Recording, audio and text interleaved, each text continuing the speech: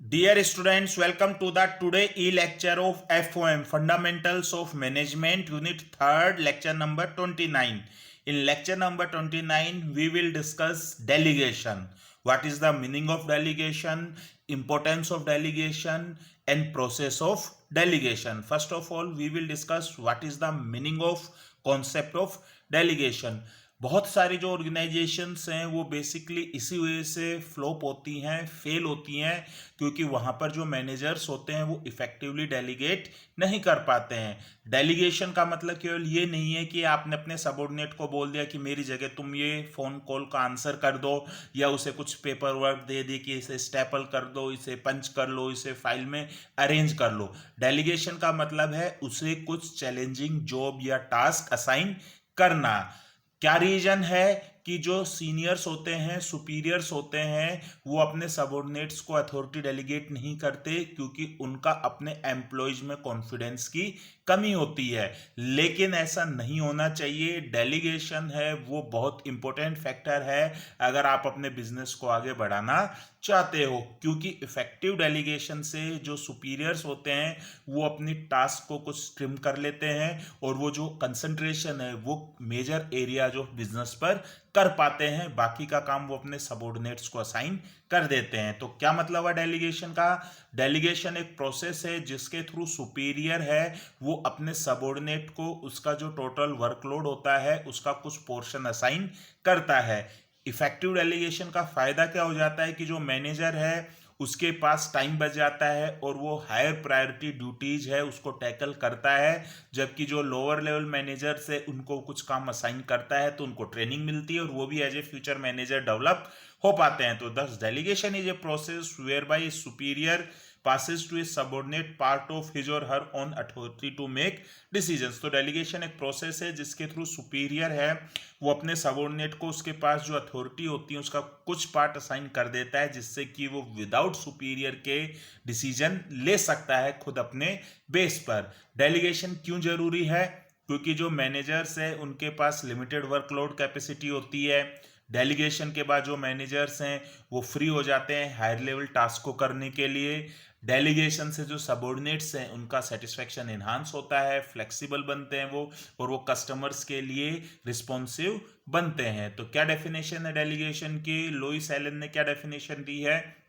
Delegation is the process a manager follows in dividing the work assigned to him so that he performs the part which only he, because of his unique organizational placement, can perform effectively, and so that he can get others to help with what remains. तो delegation एक process है जिसके through जो manager है उसके पास जो total workload होता है उसमें से अपने पास वो केवल वही पोर्शन रखता है जो कि यूनिकनेस है उसकी जॉब के लिए, जो केवल वही कर सकता है, और जो बाकी का वर्क होता है वो अपने सबऑर्डिनेट्स को असाइन कर देता है। तो delegation of authority merely means the granting of authority to subordinates to operate within prescribed limits. तो डेलीगेशन में बेसिकली जो सुपीरियर के पास अथॉरिटी होती है उसमें से वो कुछ लिमिटेड अथॉरिटी अपने सबऑर्डिनेट्स को पास कर देता है, जिससे कि वो अपने बिहाफ पर डिसीजंस ले सकते हैं। तो एलिमेंट्स ऑफ डेलीगेशन, क्या क्या चीज डेलीगेट होती है उसमें क्या क्या एलिमेंट्स होता है? अथॉरिटी, रिस्पॉन्सिबिलिटी और अकाउंटेबिलिटी। तो हम देखते हैं कि क्या चीज डेलीगेट की जा सकती है और क्या चीज डेलीगेट नहीं की जा सकती। किसी भी मैनेजर के पास अथॉरिटी होती है, रिस्पॉन्सिबिलिटी होती है और अकाउंटेबिलिटी होती है। तो अथॉरिटी का मतलब राइट टू कमांड, जैसा कि आप पढ़ चुके हो, किसी अपने सबऑर्डिनेट्स को ऑर्डर देने का जो अधिकार होता है उसे अथॉरिटी बोलते हैं।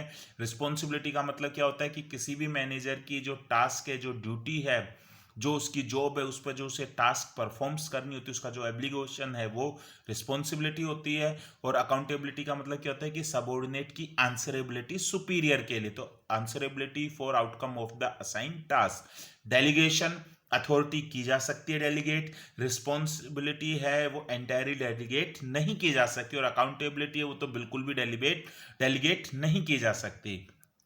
अथॉरिटी का जो ओरिजिन है वो फॉर्मल पोजीशन से होता है, रिस्पॉन्सिबिलिटी है वो डेलीगेटेड अथॉरिटी से आती है, और जो अकाउंटेबिलिटी है वो रिस्पॉन्सिबिलिटी से आती है। फ्लो, अथॉरिटी का फ्लो हमेशा डाउनवर्ड होता है यानी कि सुपीरियर से सबऑर्डिनेट, रिस्पॉन्सिबिलिटी है वो अपवर्ड होती है यानी कि सबऑर्डिनेट से सुपीरियर, और जो अकाउंटेबिलिटी है वो भी अपवर्ड होती है यानी कि सबऑर्डिनेट से सुपीरियर। तो इससे हमें क्या समझ में आया है कि जो अथॉरिटी है उसी का ही डेलीगेशन किया जा सकता है। अब नेक्स्ट आएगा इंपॉर्टेंस ऑफ डेलीगेशन। अगर कोई सुपीरियर है वो सबऑर्डिनेट को अपनी अथॉरिटी डेलीगेट करता है तो उसके क्या फायदे हैं, क्या बेनिफिट्स हैं, क्यों डेलीगेशन ऑफ अथॉरिटी जरूरी है। तो फर्स्ट क्या है, effective management. By empowering the employees the manager are able to function more efficiently as they get more time to concentrate on important matter. Simple सी बात है कि जो टॉप मैनेजर्स है टाइम तो उसके पास भी लिमिटेड ही है, अगर वो अपनी कुछ अथॉरिटी डेलीगेट कर देगा तो उसके पास टाइम बच जाएगा और वो ज़्यादा से ज़्यादा टाइम है, ज़्यादा से ज़्यादा कंसंट्रेशन है वो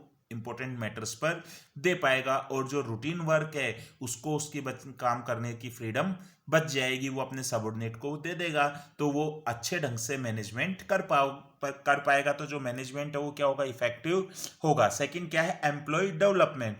सीधी सी बात है, as a result of delegation जो सबऑर्डिनेट्स हैं उनको अपॉर्चुनिटी मिलती है कि वो अपने टैलेंट को यूज कर सकें और उनके अंदर जो छुपी हुई क्वालिटीज है उनका यूज करते हुए जो उनको टास्क दी गई है उस टास्क में वो डिसीजन ले सकें। तो वो जो लोअर लेवल मैनेजर्स हैं वो फ्यूचर में हायर लेवल मैनेजर्स बनने के लिए उनका authority of delegation of authority से उनका डेवलपमेंट होता है। नेक्स्ट क्या है, मोटिवेशन ऑफ एम्प्लॉय। अगर एक सबऑर्डिनेट को अथॉरिटी डेलीगेट होती है यानी कि उसके पास कुछ अधिकार आते हैं कि वो अपने बिहाफ पर डिसीजंस ले सकता है, तो इससे जो सबऑर्डिनेट है उसका जॉब करने के लिए मोटिवेशन इन्हांस होता है, उसकी उस जॉब के लिए जो रिस्पॉन्सिबिलिटी है वो इन्हांस होती है, उसका सेल्फ एस्टीम है वो इन्हांस होता है, उसका खुद के लिए जो कॉन्फिडेंस है वो भी इन्हांस होता है। नेक्स्ट क्या है, फैसिलिटेशन ऑफ ग्रोथ।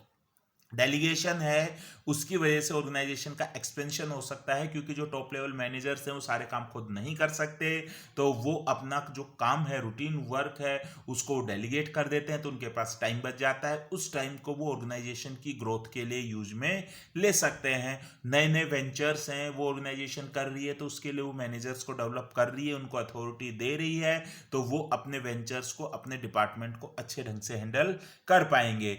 नेक्स्ट क्या है, बेसिस ऑफ मैनेजमेंट हिरार्की।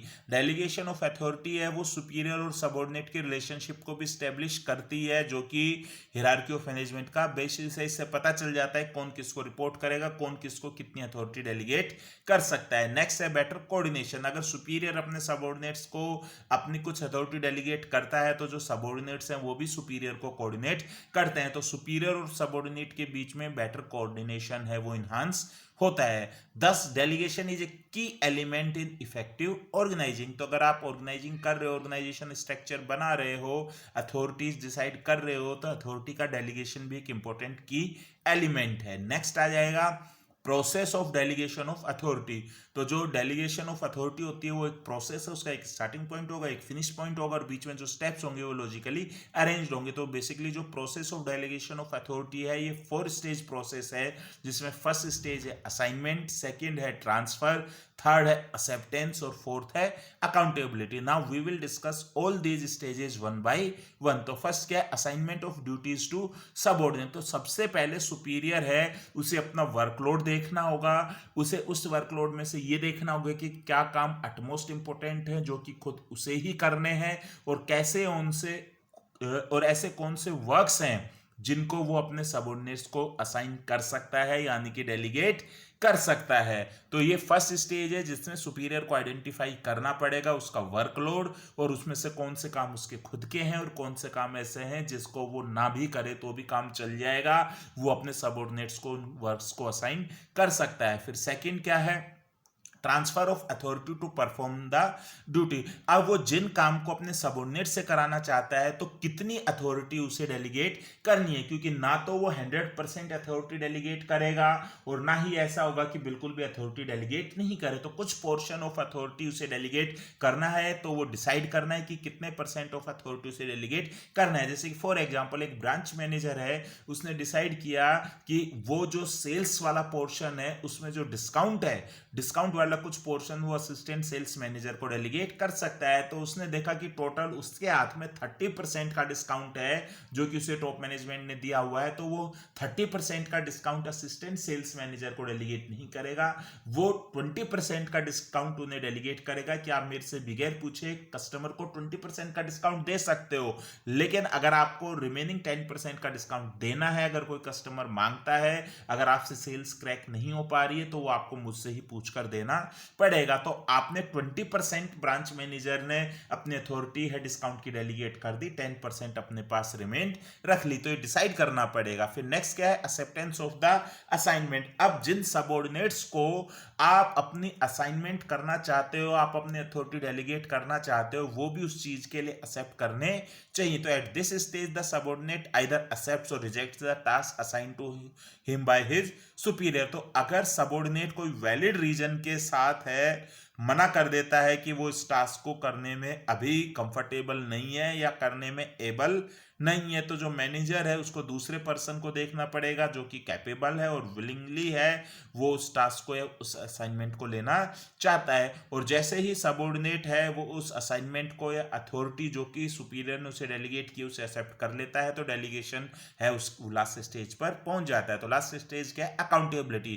तो the process of delegation of authority ends at the creation of an obligation on the part of the subordinate to perform his responsibility within the powers assign to him. अब जो subordinate है जिसने उस authority को जो कि superior ने उसे डेलीगेट की है, जो टास्क सुपीरियर ने उसे दी है, उसे एक्सेप्ट किया है, अब ये सबऑर्डिनेट की अकाउंटेबिलिटी बन जाती है, यानी कि उसकी सुपीरियर के लिए आंसरेबिलिटी बन जाती है कि जैसे ही वो टास्क कंप्लीट होगी, वो असाइनमेंट कंप्लीट होगा, तो जो सबऑर्डिनेट है वो सुपीरियर को इन्फॉर्म करेगा। तो thus the process of delegation of authority begins with the duty assigned to the subordinates and ends when the subordinate is obliged to carry out the operations as intended. तो जो delegation का process है वो start होता है superior द्वारा ये निर्धारित करने पर कि क्या अथॉरिटीज उसे खुद रखनी है, क्या टास्क उसे खुद करनी है और कौन सी टास्क उसे अपने सबऑर्डिनेट्स के थ्रू करानी है। और प्रोसेस ऑफ डेलीगेशन खत्म कब होगा, जब सबऑर्डिनेट ने उस टास्क को कंप्लीट कर सुपीरियर को उस टास्क के बारे में रिपोर्ट कर दिया। तो इसी के साथ ही आपका ये लेक्चर कंप्लीट होता है, जिसमें हमने डेलीगेशन का कंसेप्ट पढ़ा, डेलीगेशन की मीनिंग पढ़ी, डेलीगेशन की इंपॉर्टेंस पढ़ी और प्रोसेस ऑफ डेलीगेशन पढ़ा। Thank you very much.